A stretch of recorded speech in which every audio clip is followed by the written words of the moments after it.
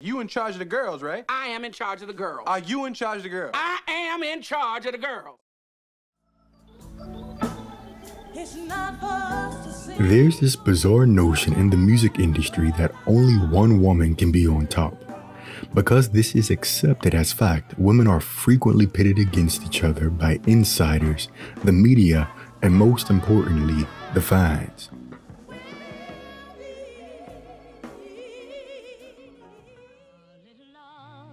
We could go back to Dinah Washington telling Patti LaBelle early in the Bluebells' career, "Stop singing my damn song."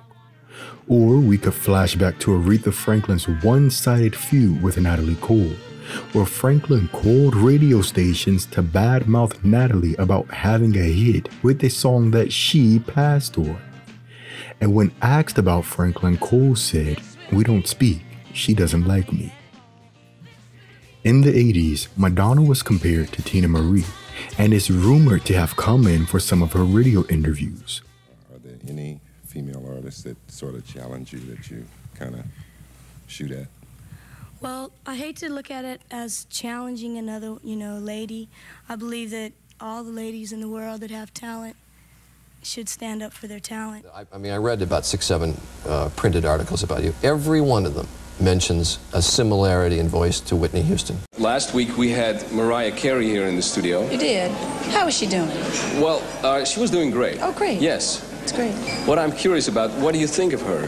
What do I think of her? Yes. I don't think of her. Whitney Houston and Mariah Carey were constantly compared in articles and reviews. They finally became friends when they worked together, but despite that, fans today continue to compare and try to make one better than the other.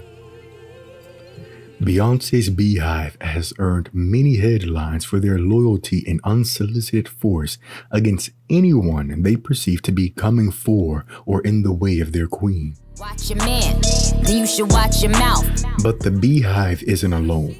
Fans are constantly fighting over who the queen of pop is. Selena Gomez is a better rapper than Nicki will ever be. I don't give a fuck about no fucking Selena Gomez. The only Selena Gomez we care about is Selena, the fucking Quintina bitch. Bitty bitty bum bum. Every diva has a clan that operates pretty similarly. What do you think of Nicki Minaj? I didn't even know who was who. And then there's Lil' Kim versus Nicki Minaj, Aretha's alleged shading of Patti LaBelle. And we can't forget Shaka Khan's thoughts on, well, everybody. Mariah Carey, number 5. Yeah. All right, payola. good. That must be payola or some like that. Wait, okay, so you're good with Mariah Carey? No, I'm not. Don't care. Most recently, Nicki Minaj and Megan Thee Stallion's feud got kicked up a notch when Minaj's fans threatened to desecrate the burial site of Megan's deceased mother. But why is there such a major focus on annihilating women, period? Whether the feuds are real or imagined, they reek of misogyny. What is at the root of such dehumanizing, loveless, and nasty behavior? Well, it's usually what's at the bottom of any infighting.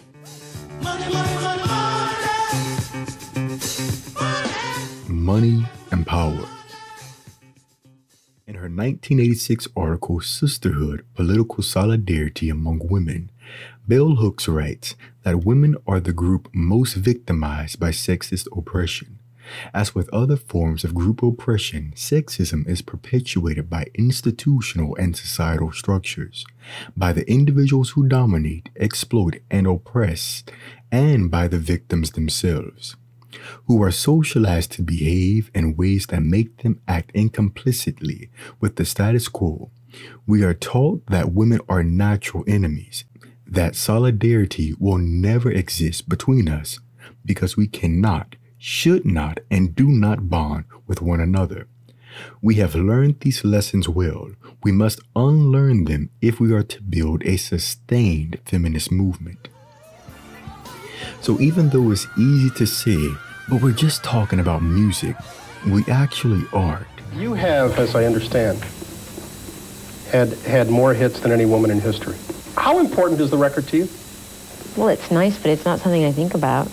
Give me a break. I swear to God, I thought like Whitney Houston was ahead of me or something. She's closing fast, I understand. Oh, who cares? Well, that answers my next question. Do you care? No. You don't care? Mm-mm. Mariah can pass, Janet can pass, doesn't matter. Whitney can pass, doesn't matter, who cares? Well, they can't do what I do. Because this music still comes from an industry still operated mainly by men and covered by media who make most of their money by generating clicks. It annoys me because they only say that about women. They never say that about Ted Koppel and Dan Rather are feuding. They never. No, they don't. No, they don't. Just the ladies, you know. Yeah, sexist, but what are you gonna do? It's pretty standard. And fighting is sadly something that generates more buzz than finding ways not to fight.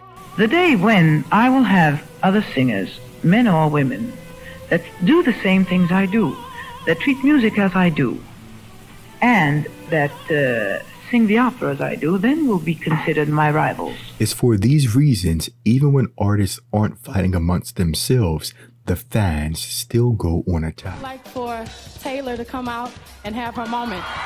In her thoughtful article, The Beyonce and Taylor Swift Debate Rooted in Societal Misogyny, Nikki Keaton, editor of the Oberlin Review, writes, "You don't need to compare women to discuss their flaws because they are exactly that, their flaws.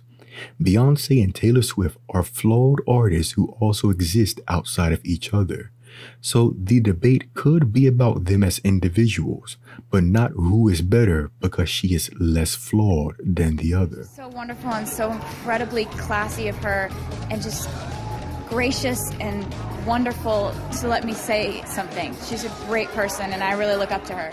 There was a fan that sent a tweet to Brandy and asked her, you know, would you do the So-Gone challenge? And she said, child, bye. How do you feel about that? I'll tell you the real, I'm not bothered at all. Whether the artists themselves decide to take the high road in how they engage with each other, the listeners and fans still have a personal responsibility to choose an ethic that opts to not attack, but to rather live and let live.